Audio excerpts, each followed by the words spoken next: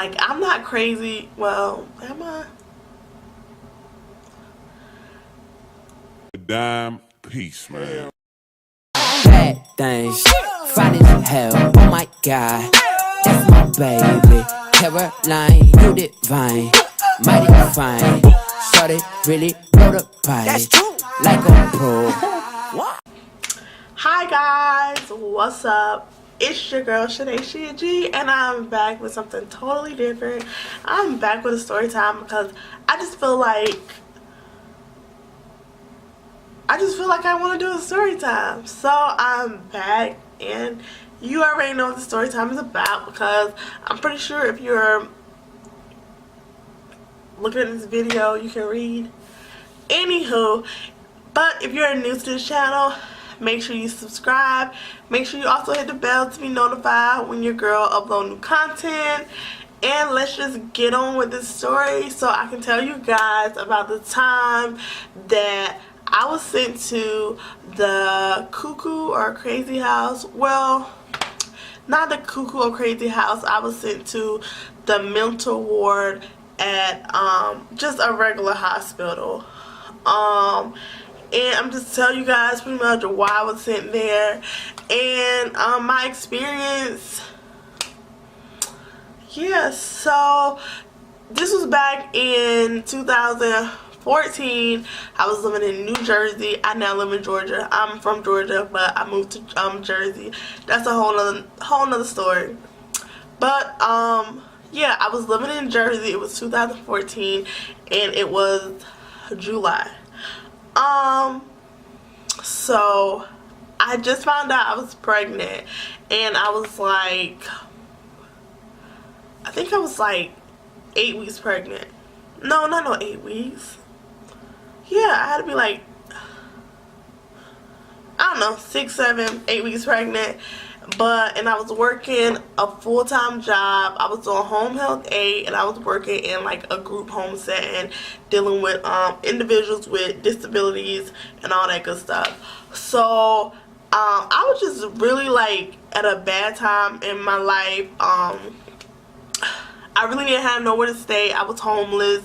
I was pretty much staying in hotels or staying in my car. It was one night I actually slept in my car, and like I said, and I was pregnant. Like, my emotions was literally just everywhere.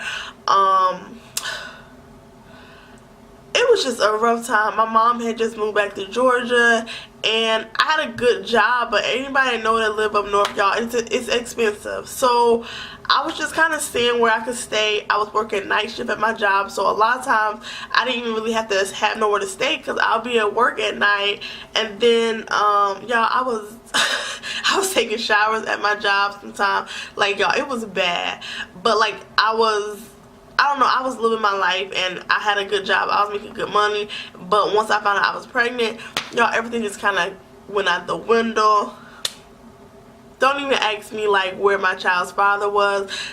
If you want to know that story, if you want to hear that story, y'all gotta let me know in the comments below, and I'll think about giving y'all that story. But okay, so I was just really emotional at the time, and like I said, my mom was back in Georgia. She had moved back to Georgia probably like a month and a half to 2 months, probably like 2 months, because like I said, I was probably like almost 2 months pregnant.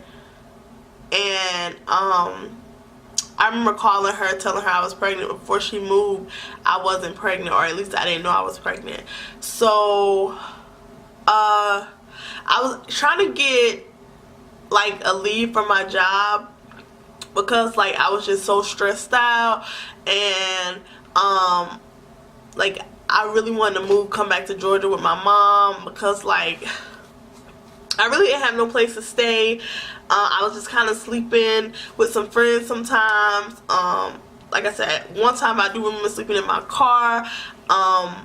Like I said, I had a good job, so sometimes I would just pay for a hotel room, and that was really that. But I was trying to pretty much get a leave from my job, like due to like stress and just, you know, just dealing with too much. Just pretty much saying like it was too much on me that I couldn't be working at the moment. And my plan was to do that and then just leave, because I didn't want to just up and quit my job, because I didn't know if I would ever move back, and I want to you know, go back to that job if I needed to. But being the whole circumstance, like, I was ready to go. Like, I didn't have time to do a 2 weeks notice, y'all. Like, I needed to dip. Like, you ever just need to go? Like, it's just too much. That was me. So I went to my doctor. I made an appointment, and I went and see my doctor, my OBGYN, and I pretty much just telling him, like, y'all, I'm just so stressed. It's just a lot on my plate, and it's just, I really can't be working at the moment. That's pretty much what I was telling them. So they go out or whatever. Before I know it, like, they come back in there and they asking me, like, you know, am I suicidal? Like, how do I feel? And I'm like, no, like, I'm not trying to kill myself or nothing. Like, I'm just going through a lot. I need to, you know, go with my family, because I really didn't have no family in Jersey that I was close to. So they're like, okay, well, we could pretty much, you know, I guess, like, say I'm pretty much unstable to work at the moment, but I would have to, like, be evaluated or whatnot. So I'm thinking, like, all this is going to be, like, at the doctor's office. So they was like, you know, do you want to go to that? And I'm like, yeah, I'm fine with that. They set me up, because they didn't come out and tell me that some police was going to come in and, like, escort me out of the doctor's office. So I'm like, yeah, okay, I'm fine with that. So I'm sitting there on the little table. They tell me to, you know, go ahead and get dressed or whatever. So I'm like, okay. And I'm thinking, like, maybe the doctor's gonna come back in and talk to me and then give me some papers and I can dip. Y'all, that wasn't the case.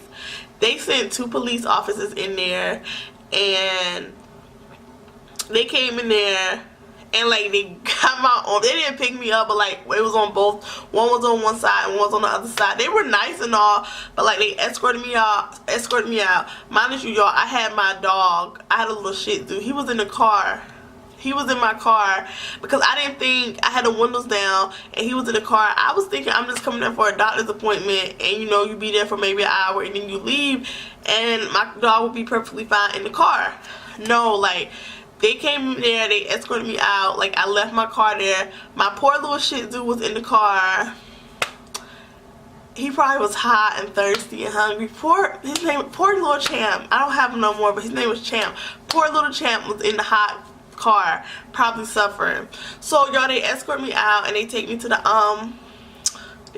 hospital, and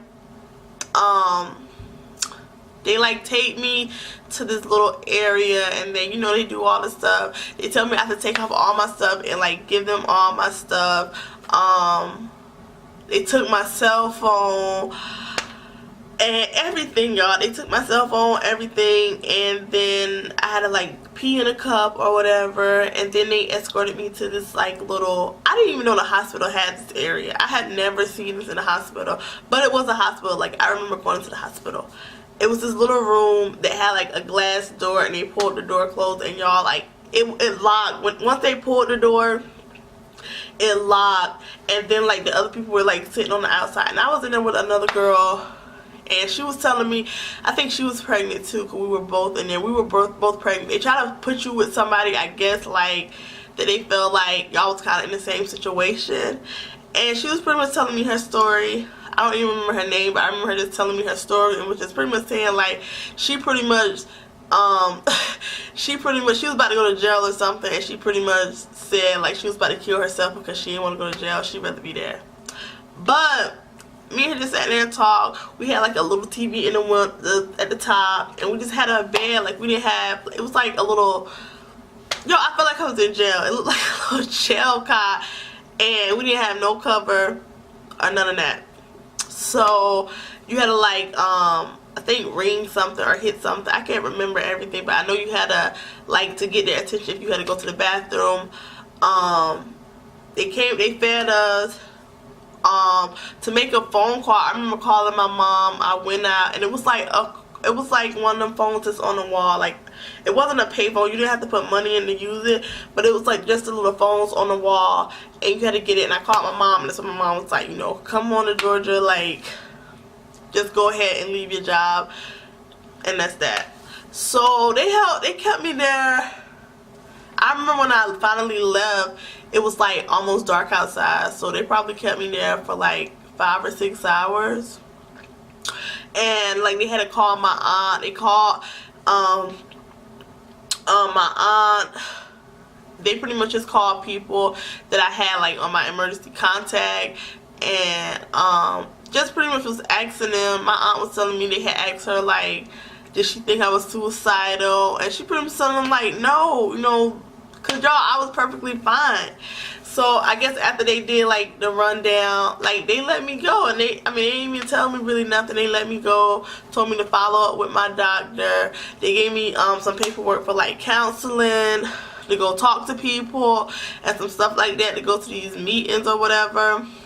I wound up, my aunt had to come pick me up. Like somebody had to come pick me up in order for me to leave. I could not like check myself out, or I couldn't leave like by myself. So my aunt came and got me, and she took me to get my truck, and I stayed with her that night. And that was really it. Like, that was the whole reason how I wound up in a cuckoo house. The cuckoo house, the crazy house, whatever you want to call it. That's how I got there. Like, I'm not crazy. Well, am I? I mean, I ain't crazy. I'm not crazy. I'm not cuckoo. Y'all ain't nothing wrong with me. I'm perfectly fine. But yeah, like, that was my experience. It wasn't scary or nothing. Like, we did see a couple people. Oh, yeah, I forgot to tell y'all. Like, when me and the girl was in there, it was like this dude in the other little pod, little glass pod. Because you could hear, like, it wasn't like a pod where they couldn't hear you. Like, we could hear people, and he was like, he kept like trying to call us to get our attention. And was telling us like, I don't think the door was locked. Yeah, because we could open the door. We could open the door because he kept trying to tell us to come over there. And we like, what? Like, we ain't trying to get in trouble. We trying to get out this cuckoo nest. And like, he kept telling us like, hey, come over here, come over here, come over here. Like, we was laughing at him or whatever. Like, it was a couple people like in there that was really like, you know, mental. Like, they was in there screaming or whatever. But like, you know, I got my issues and stuff. But like, I'm not mental. I was trying to tell them like, y'all, I do not need to be in here. I am not, you know, I'm perfectly sane. I'm not insane. But yeah, that was that's my story time about how I wound up on the mental ward of the hospital. If you want to hear more story time, let me know. Subscribe, like, comment, share, hit the bell to be notified when your girl upload new content. Do all that good stuff. Y'all already know the routine. Thank you guys for everything. I love you guys.